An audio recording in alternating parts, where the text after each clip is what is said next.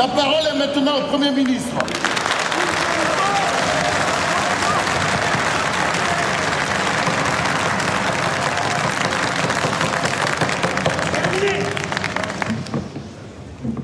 Monsieur le Président, chers honorables députés, je prends la parole aujourd'hui devant vous parce que c'est de mon devoir de vous informer sur ce qui se passe aujourd'hui dans notre pays. En aucun cas je n'ai été contre Kassavubu.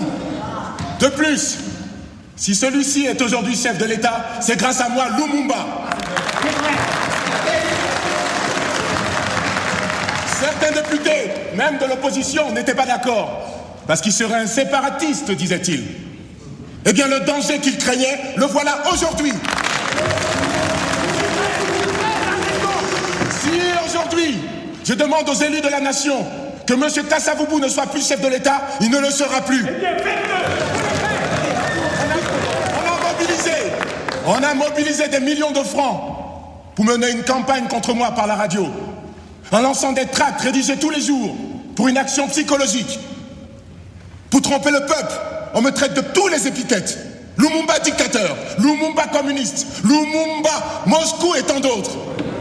Est-ce que, quand nous luttions ici, qu'on m'a jeté en prison parce que je réclamais l'indépendance immédiate, était-ce des Russes qui me conseillaient cela? Non. Quand nos frères luttaient partout, était-ce des Russes qui nous instiguaient à réclamer l'indépendance?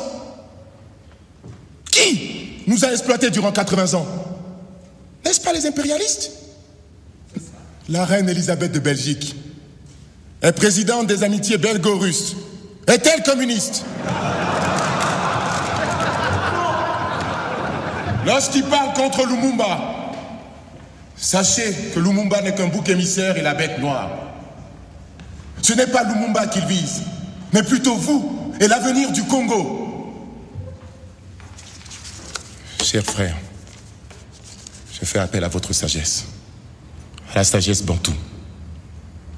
La situation est plus grave que vous ne l'imaginez. Unissons-nous, car vous êtes capables de sauver ce pays.